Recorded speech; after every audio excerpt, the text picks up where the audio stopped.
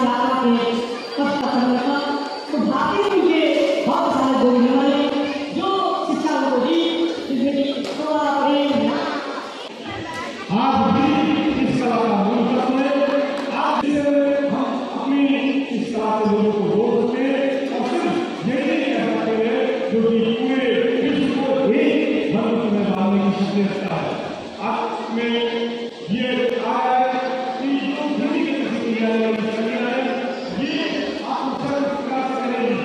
ये पूरी तरह से आत्मविश्वास करने में आई है। गति की बात की गति विकास हो रही है। उदाहरण के बाद कि अगर देश चल गया है तो भी उसके बहुत काम करने की जरूरत है, सब लोग की जरूरत है। इसी तरह से हिंदी की है